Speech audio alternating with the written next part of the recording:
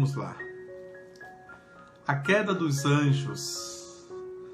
Por trás da opção de desobediência de nossos primeiros pais, há uma voz sedutora que se põe a Deus, que se opõe a Deus, e que por inveja os faz cair na morte. Vejam a primeira frase, o que diz o Catecismo da Igreja Católica. E quem diz isso está fundamentado no Gênesis, capítulo 3, vejam, versículos de 1.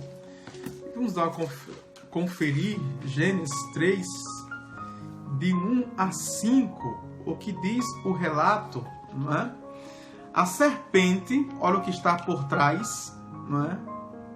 Quem é a voz sedutora, tem imagem de serpente, como vimos na primeira leitura de ontem do Apocalipse, é a serpente. Ela é astuta, como dizia São Padre Pio, é a sedutora. A serpente era o mais astuto de todos os animais selvagens que o Senhor Deus tinha feito. Ela disse à mulher: é verdade que Deus vos disse, não comais de nenhuma das árvores do jardim? A mulher respondeu à serpente: nós podemos comer do fruto das árvores do jardim, mas do fruto da árvore que está no meio do jardim, Deus nos disse, não comais dele, nem sequer o toqueis, do contrário morrereis. Vamos avante. A Eucaristia e a tradição da Igreja veem neste ser um anjo destronado, chamado Satanás ou Diabo. Olha aqui, nesse ser, a imagem, veja, persônica, ou a imagem personificada, é um anjo caído, né? A queda. Nós chamamos de demônio. No livro da sabedoria também temos a mesma conotação, não é? Sabedoria. E sabedoria, capítulo 2, versículo 24 do livro da sabedoria. Vamos conferir o que diz o livro da sabedoria. Olha o que ele diz. Foi por inveja do diabo que a morte entrou no mundo, e experimentam-na os que são do seu partido. Vejam, ou seja, não é? Quem toma a defesa da serpente, do diabo, os seus seguidores, o segue, ou seja, todos os seus espíritos, todos os anjos, demônios, quando caiu Lúcifer, também levou todos os seus demônios, todos os seus espíritos. Vamos avante. Mas diz também aqui no Evangelho de João, capítulo 8, Evangelho de João, e eu estou conferindo porque essas conferências já nos dão a resposta e nos deixam muito claro quando a gente vai seguindo, não é? 1 João, capítulo 8, versículo 44. Vamos ver o que é que nos diz. Vejam, o vosso pai é o diabo, e quereis cumprir o desejo do vosso pai. Ele era assassino desde o começo e não se manteve na verdade, porque nele não há verdade.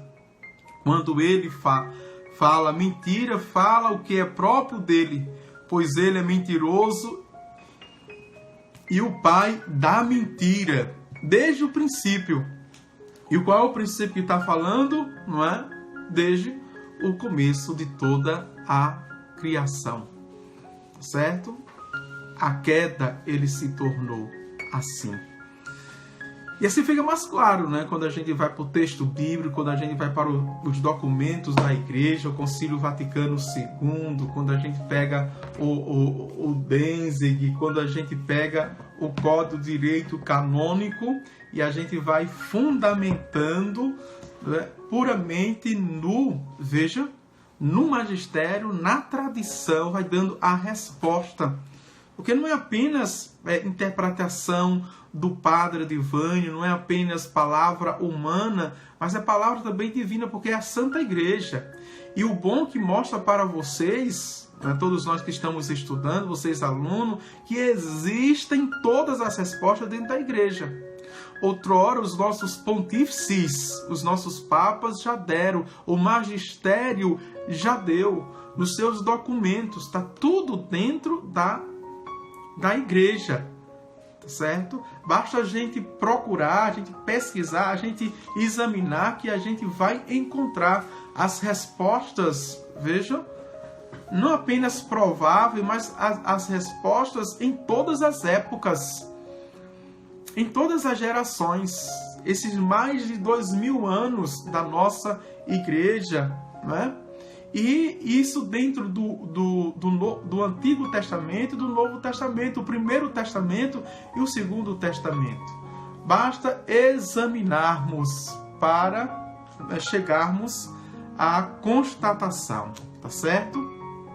A igreja ensina, vejam, que ele tinha sido anteriormente um anjo bom, Lúcifer, um anjo de luz, criado por Deus. Diabolus eni et alin demonis atel quidem nature create sunt boni set ipsi persi facti sum mali. Ou seja, com efeito, o diabo e outros demônios foram por Deus criados bons em sua natureza, mas se tornaram maus por sua própria iniciativa. Como nós vimos, né, eles têm vontade, têm inteligência e vontade, certo? E por sua própria iniciativa, eles decidiram se rebelar contra Deus. Quem diz isso é o Quarto Concílio Lateranense de 1215. Veja que extraordinário aqui. E nós encontramos isso dentro da igreja. A resposta neste livro que eu estou sempre apresentando a vocês, o Danzig. Veja o número 800. 800 vai dar a resposta, onde tem o concílio, o Quarto Concílio Lateranense, né, que vai falar sobre a fé católica. A fé puramente católica. Vejam aqui, definição contra os albigenses e cátaros. É o Quarto Concílio do Latrão, Lateranense do Latrão, a 12ª, veja, 12º Concílio Ecumênico. Aconteceu dos dias 11 a 30 de novembro de 1215. Que maravilha! Vamos ver aqui. Cremos firmemente e confessamos sinceramente que um só é o verdadeiro Deus eterno e incomensurável, imutável e compreensível, onipotente e inefável, Pai, Filho e Espírito Santo. 3 pessoas, mais uma só essência, substância ou natureza absolutamente simples. O Pai não provém de ninguém, o Filho só do Pai, o Espírito Santo de modo igual, de um e de outro, sempre sem início e sem fim. O Pai gera, o Filho nasce, o Espírito Santo procede. São consubstanciais, co-iguais, co-onipotente e co-eternos. Único princípio do universo, criador de todas as coisas visíveis e invisíveis, espirituais e materiais, com sua força onipotente, desde o princípio do tempo, criou do nada uma e outra criação. a espiritual e a material, isto é, a angelical e a mundana, e depois a humana. Vejam aqui as três criações dentro do magistério da igreja, de algum modo comum a ambas, constituída de alma e de corpo, pois o diabo e os outros demônios foram criados por Deus naturalmente bons, mas por isso mesmo se transformaram em maus. Já o homem pecou por sugestão do diabo. O diabo caiu e fez com que o homem também caísse. Essa santa tradição, trindade indivisível segundo a comum essência e distinta segundo as propriedades das pessoas, pensou ao gênero humano por meio de Moisés, dos outros profetas e dos outros seus servos, a doutrina da salvação segundo uma disposição dos tempos perfeitamente ordenados. Nós já vimos o núcleo, não é? Que diz que o diabo foi criado bom, mas dentro da sua liberdade e vontade, eles pecaram e ficaram sem a glória de Deus. Importante aqui. Vamos para o número 392.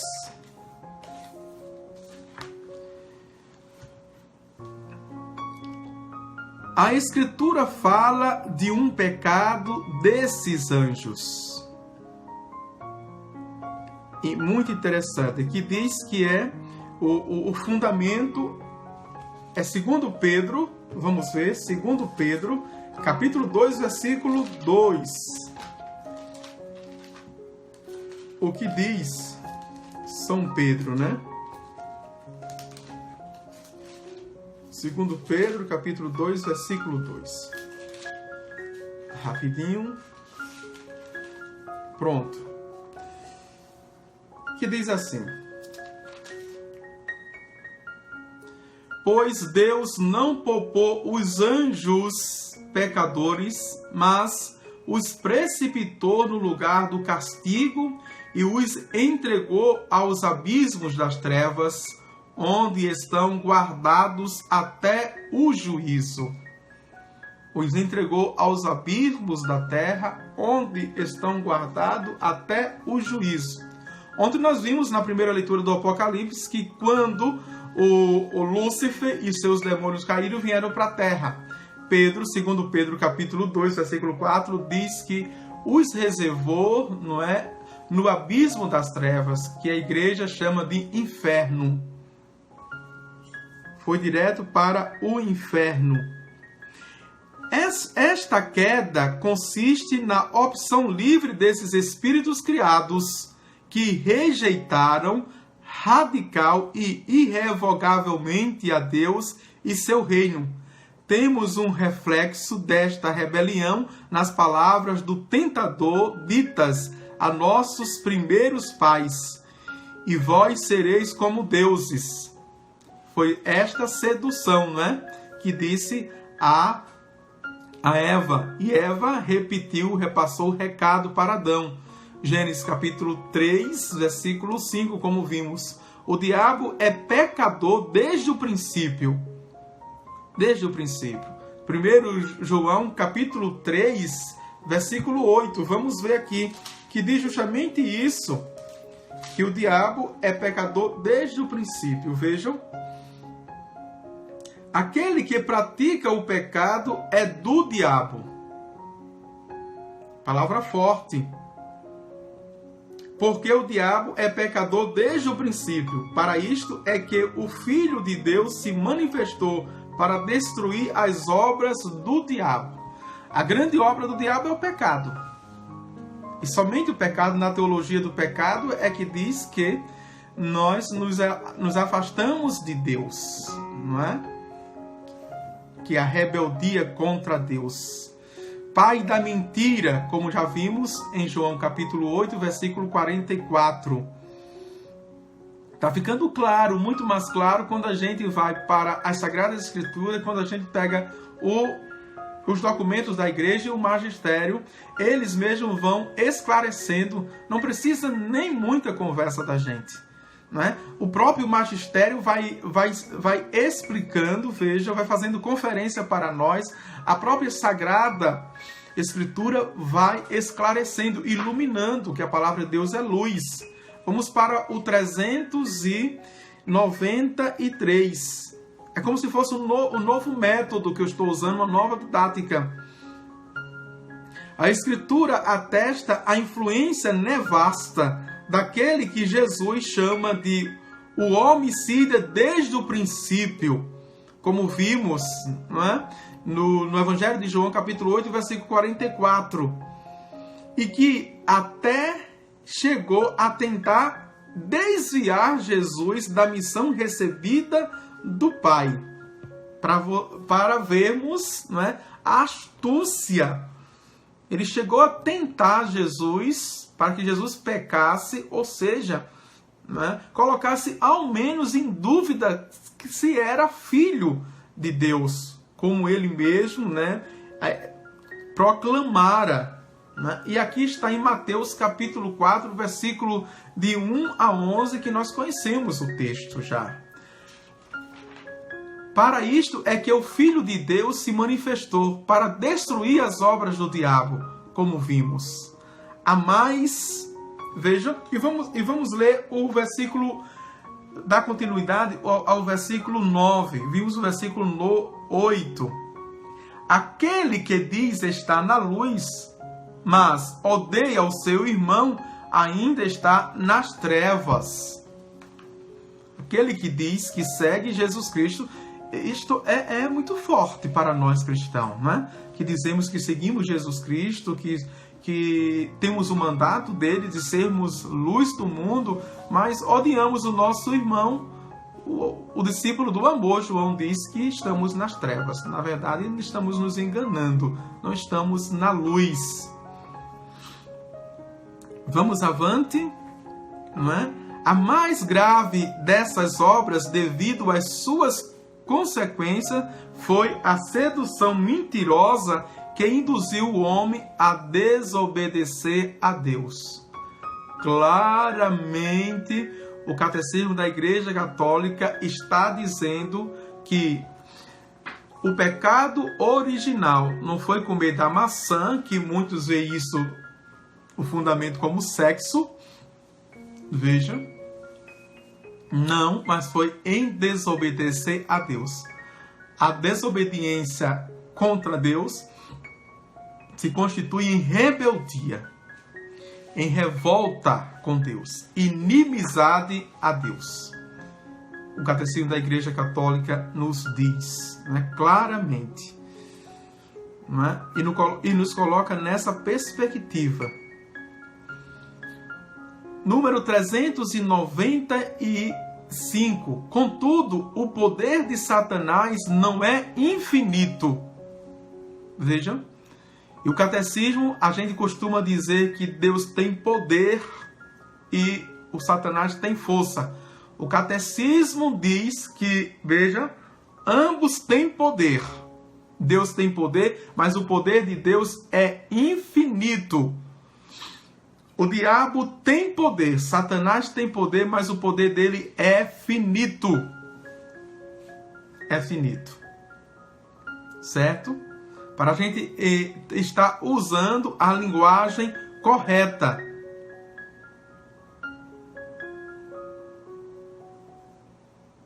Certo? Vamos lá. Ele não passa de uma criatura poderosa pelo fato de ser puro espírito.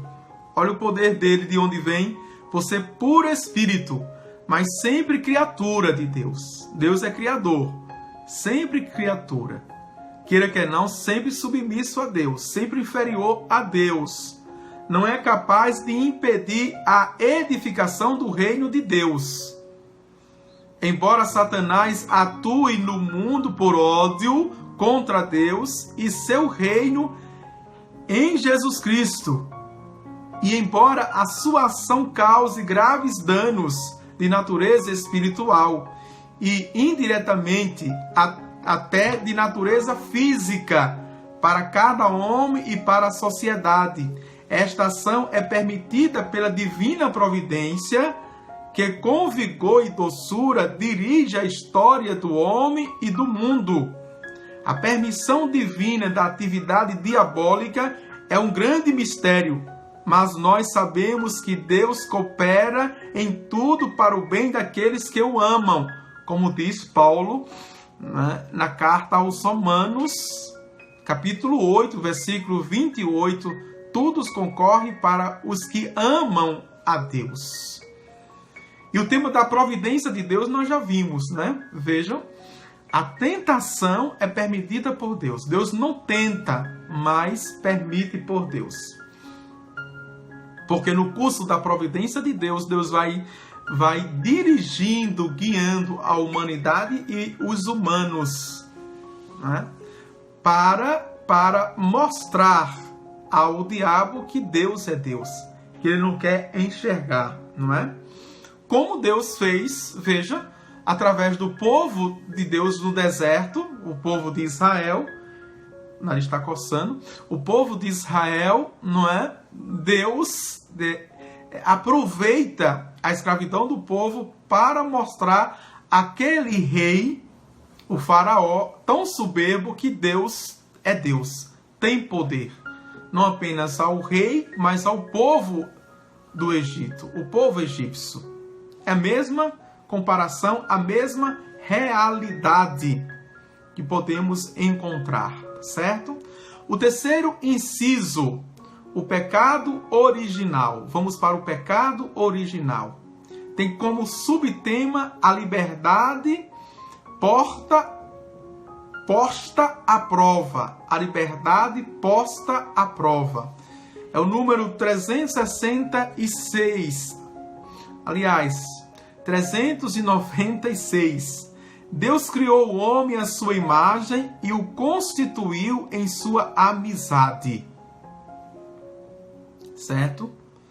Primeira frase. Sempre as primeiras frases dos números são importantíssimas. Como introdução, ao mesmo tempo uma porta de entrada. Deus criou o homem à sua imagem e sabemos, e a constituiu, veja, em sua amizade. Já fomos criados à imagem de Deus e amigos de Deus. Bastava apenas nos mantermos, não é?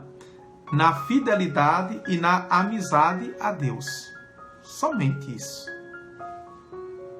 Mas o pecado fez com que nós rompêssemos esta amizade. O diabo, a serpente, inimigo de Deus, também nos levou a sermos inimigos de Deus. Vejam. Por isso que o próprio Jesus diz, não é? Em João 15:15, não foste vós que me escolheste, mas fui eu que vos escolhi e vos designei, para irdes e produzais fruto. Não vos chamos, agora 16, o versículo, não vos chamos de servos, porque fica na ignorância do seu Senhor, vos chamos de amigo, porque vos dei a conhecer tudo que aprendi com o Pai. Que maravilha, né? Tudo que aprendi com o Pai. Amizade. Seguindo, continuando, ponto continuado, criatura espiritual, o homem só pode viver esta amizade como livre submissão a Deus. Atenção, a segunda frase.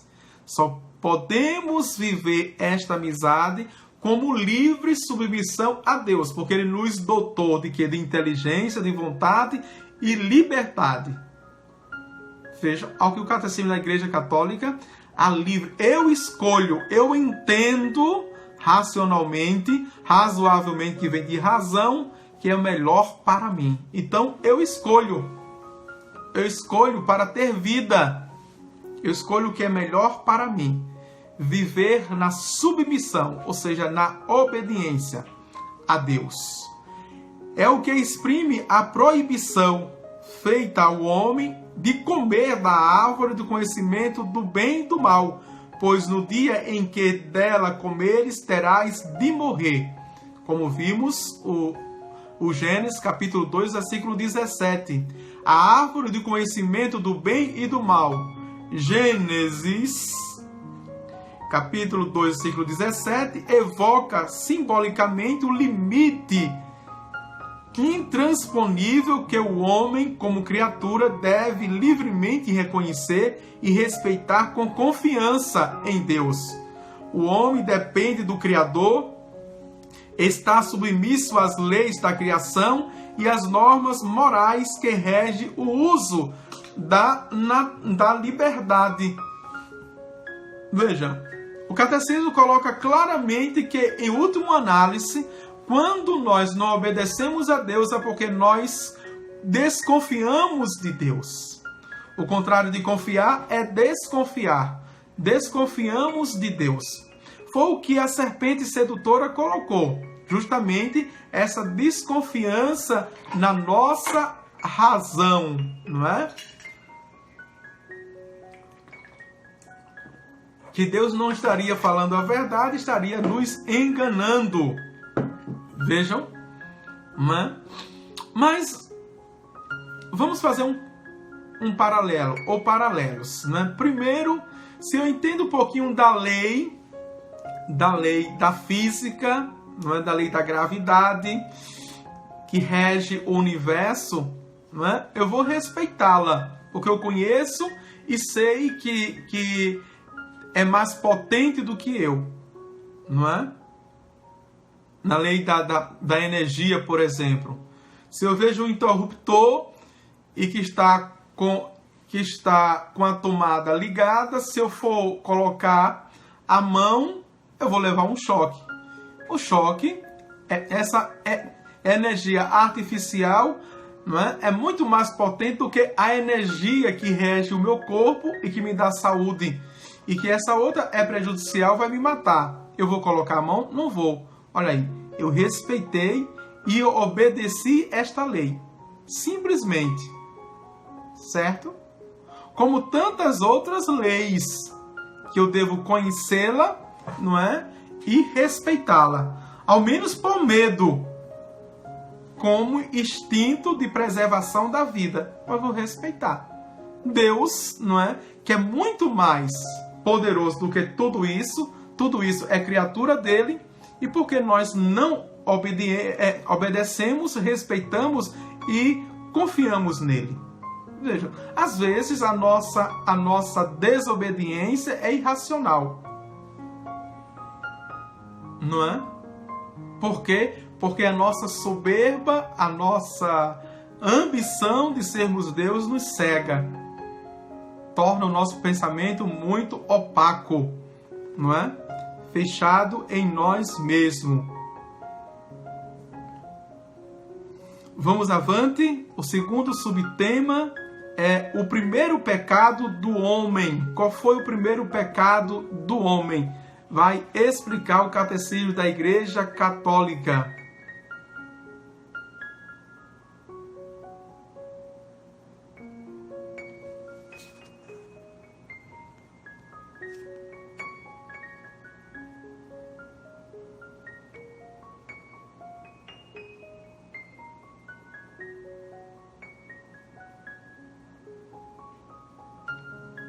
A Igreja Católica, vamos lá.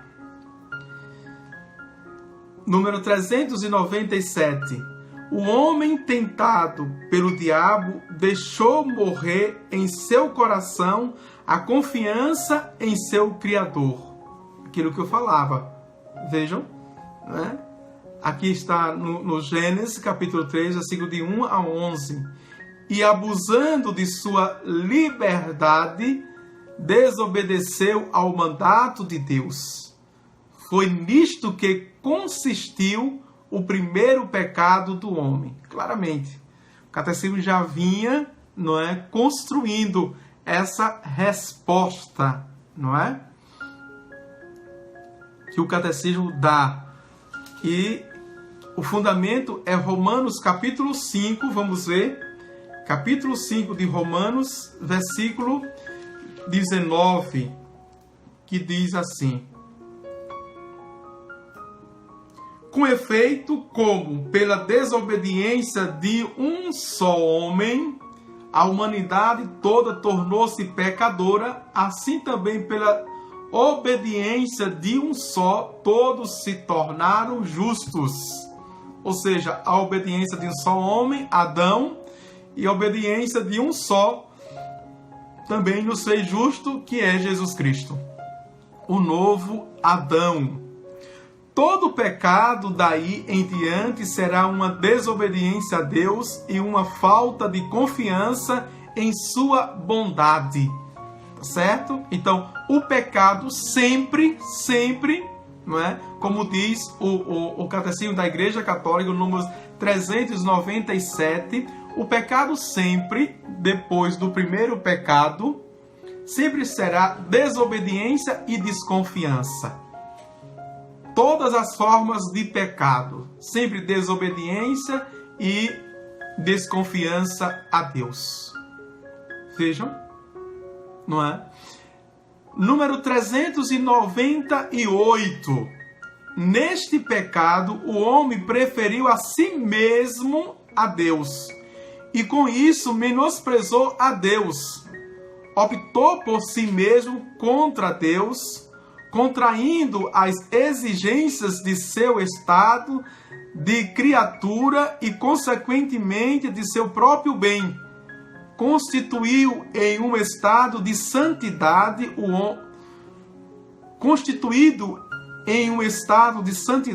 o homem estava destinado a ser plenamente divinizado por Deus na glória. Pela sedução do diabo, quis ser como Deus. Olha aqui. o que eu falei, quis ser como Deus, não é? Deixa eu ver aqui. Como Deus, mas sem Deus e antepondo-se a Deus e não segundo Deus, que diz aqui. E os fundamentos é muito interessante, porque o fundamento está nos documentos da igreja, né? Gênesis capítulo, aliás, na Bíblia, Gênesis capítulo 3, versículo 5, depois de um padre da igreja, São Máximo, o confessor, em Ambiguorum Liberti, né? A ambiguidade da liberdade que ele fala aqui para todos. Mas vejam só o que eu quero destacar, o que nós perdemos com o pecado, não é? O que nós perdemos com o pecado, ou o que o pecado nos fez perder diante de Deus, na presença do Senhor. O que nós perdemos com Ele, né? Perdemos um estado pleno de divinização, depois de santidade plena para a glória de Deus. Isso que nós perdemos com o pecado. Depois o número 399 vai nos dar a resposta. Veja, a Escritura mostra as consequências dramáticas desta primeira desobediência de Adão e Eva. Eles perdem de imediato a graça da santidade original. Tem medo deste Deus, porque se esconde nas palmeiras, do qual fizeram uma falsa imagem, a de um Deus enciumado de suas prerrogativas. E perde o paraíso, não é? Escola de santidade, escola de divinização, não é? E da glória de Deus. O homem perde tudo isso com o pecado, com a desobediência, por não confiar em Deus. Número 400. Vamos avante. 400. E o que diz este número? A harmonia na qual estavam estabelecida graças à justiça original, que é o tema da queda, não é? Dentro dessa teologia, a justiça original, a justiça primeira.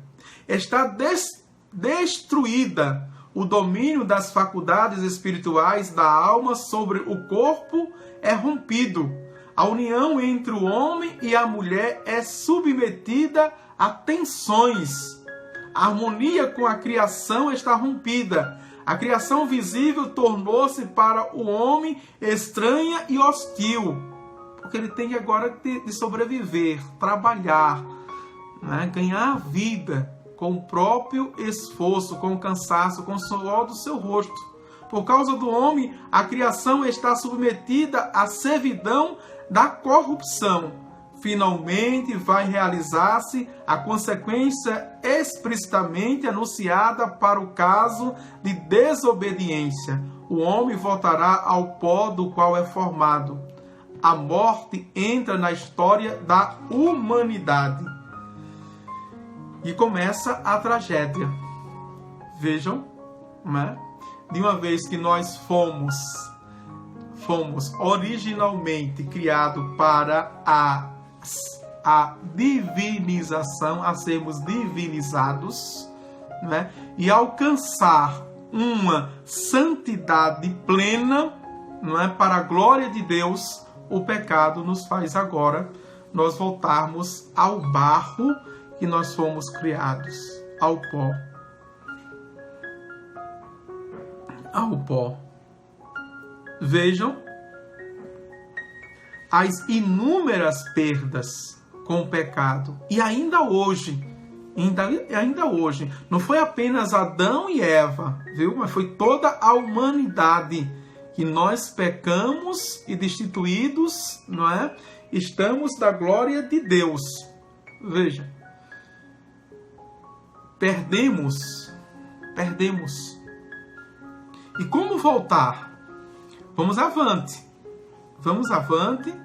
não é? Que o catecismo vai dando a resposta, ele mesmo vai dando a resposta como restituirmos este estado original. 401. A partir do primeiro pecado, uma verdadeira invasão do pecado inunda o mundo. Olha para aí. E vamos já ver agora, viu, como foi a primeira forma de pecado. O fratricídio cometido por Caim contra Abel. Veja, Gênesis capítulo 4, versículo de 3 a 15. Não é? O irmão mata o irmão, fratello, irmão, fratricídio. Vejam, a corrupção universal em decorrência do pecado. Na história de Israel, o pecado se manifesta frequentemente, sobretudo, como uma infidelidade a Deus, ao Deus da aliança, e como transgressão da lei de Moisés. Vai se desdobrando na história da salvação as formas de pecado, né? E de corrupção. A fidelidade a Deus, a desobediência, né? E a desconfiança. E mesmo após a redenção de Cristo entre os cristãos, o pecado se manifesta de muitas maneiras. A Escritura e a tradição da Igreja não cessam de recordar a presença e a universalidade do pecado na história do homem. É interessantíssimo isso aqui, a gente acompanhar, não é? Este pecado. E vamos lá. O que nos é manifestado pela revelação divina concorda com a própria experiência, pois o homem, olhando para seu coração, descobre-se também inclinado ao mal e mergulhado em múltiplos males que não podem provir de seu Criador, que é bom, recusando-se muitas vezes a reconhecer Deus como seu princípio. O homem destruiu a devida ordem em relação ao fim último e, ao mesmo tempo, toda a sua harmonia consigo mesmo, com os outros homens e com as coisas criadas. Nós encontramos isso na Gaudium et Spes, no número 13. Esse texto. As múltiplas formas, não é? De pecado ainda hoje. Paulo vai chamar isso de concupiscência. A inclinação para o mal. A inclinação para o pecado. Né? A concupiscência é um prego na parede. Né? Que você corrompe a parede está bonitinha, não é? Foi rebocada, né? Foi emassada, colocaram o selador, depois pintaram, tá branquinha, perfeita. Vem uma pessoa, coloca, não é? Faz um buraco na parede, coloca um prego, depois quando tira vai ficar lá. Visivelmente. Pode ter a dimensão que tiver, aquele buraco todo mundo vai ver. Certo? Então, é a concupiscência. É um prego na parede. Você coloca, corrompeu a parede, não é? Quando tirou o prego, o buraco vai ficar para novos pregos. Se não for preenchido pela graça, será preenchido pelo pecado. Você vai escolher. Se quer preencher esse buraco, não é? A sua parede, a imagem metafórica é o corpo. Quer encher da graça ou de pecado? Consequência do pecado de Adão para a humanidade, para toda a humanidade. Quais foram as consequências do pecado de Adão? Número 402. E aqui eu faço uma digressão e ao mesmo tempo eu abro um parêntese, vejam, para dizer. E na verdade eu quero tecer um elogio.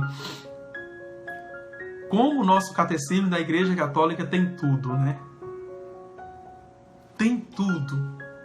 Vejam, este livro aqui, ele explica a fé explicada. Esse livro aqui, certo? É de Léo XIII. Até é indicado.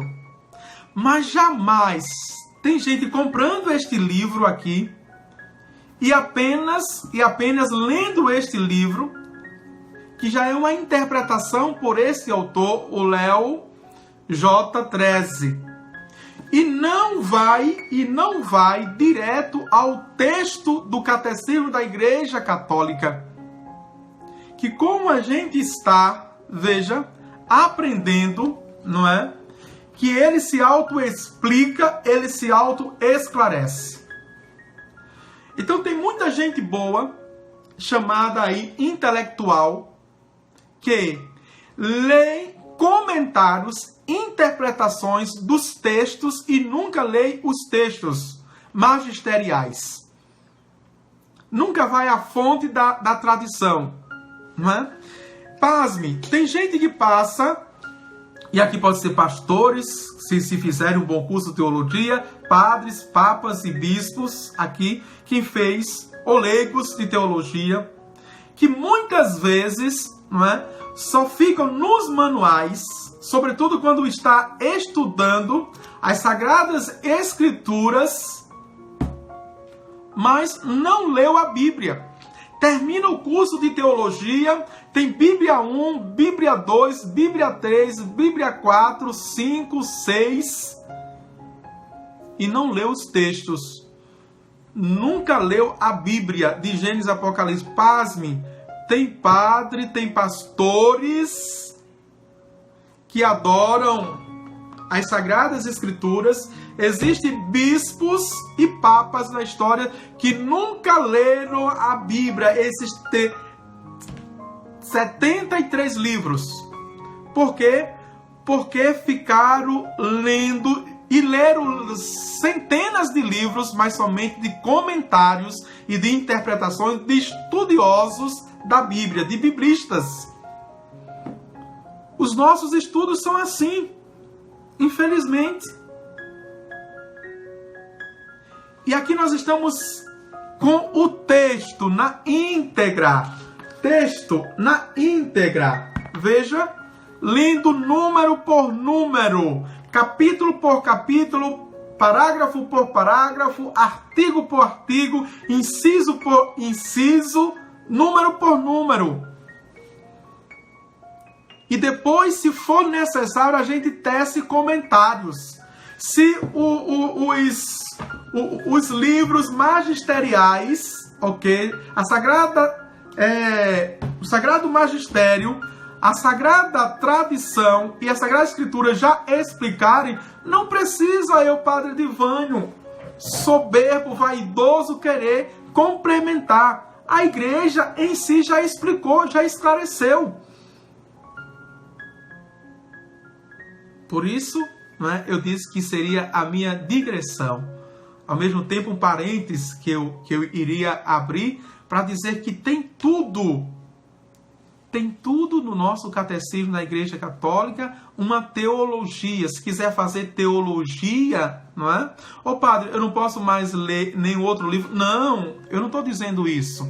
Você pode ler livros bons. E existe, olha aqui atrás de mim, olha, quantos livros. E eu compro muito mais, tá certo? E essa minha biblioteca é pequena, à vista de grandes estudiosos que têm, não é, uma sala toda, os 4 cantos de livros. É preciso ler. Agora, não deixar de ler os textos originais na íntegra. Uma coisa não anula a outra, tá certo? Vamos avante. Todos os homens estão implicados no pecado de Adão. São Paulo afirma, pela desobediência de um só, todos se tornaram pecadores, como já vimos. Como por meio de um só homem, o pecado entrou no mundo, e pelo pecado a morte, assim, a morte passou para todos os homens, porque todos pecaram, e destituídos estão da glória de Deus, vai dizer Paulo, no capítulo 5, versículo 12. Vejam, a universalidade do pecado e da morte, o apóstolo opõe à universalidade da salvação de Deus. A paga do pecado, ele vai dizer, é a morte. Mas o dom gratuito de Deus é a vida eterna. Assim como da falta de um só resultou a condenação de todos os homens, do mesmo modo, da obra de justiça de um só, quer dizer, a de Cristo, resultou para todos os homens justificação que traz a vida. É o mesmo capítulo, agora versículo 18. Se vocês quiserem depois, não é, ler esse capítulo 5, é belíssimo, vai falar desse contexto. 403. Na linha de São Paulo, a igreja sempre ensinou que a imensa miséria que oprime os homens e sua inclinação para o mal e para a morte são incompreensíveis, a não se referindo-se ao pecado de Adão e sem o fato de que este nos transmitiu um pecado que por nascença nos afeta a todos e é morte da alma.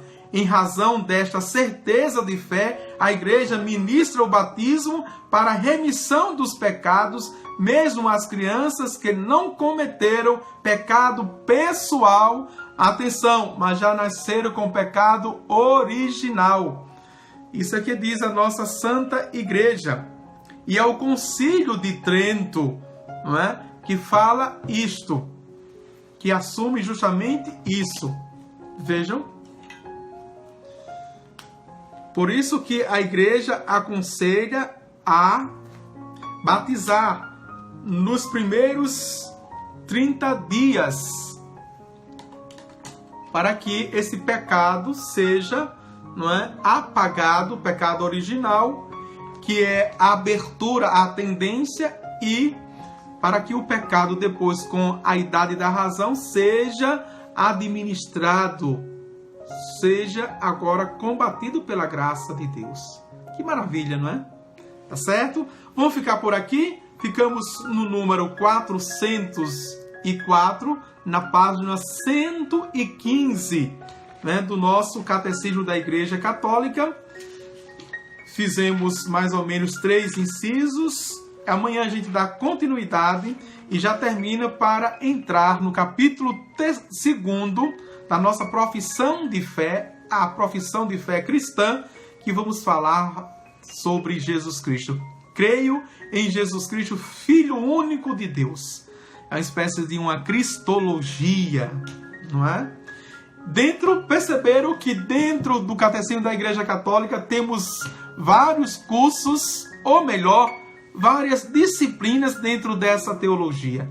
Vimos a teologia da Trindade, vimos a teologia da criação, a teologia, não é, dos anjos, a teologia da queda, a teologia do pecado, que estamos nela, não é? E depois vamos para a cristologia. Que maravilha, não é? É um curso, eu disse que é um curso completo de teologia, viu? Que a gente vai vendo, vai indicando os livros para que vocês possam também aprofundar, também pesquisar, certo?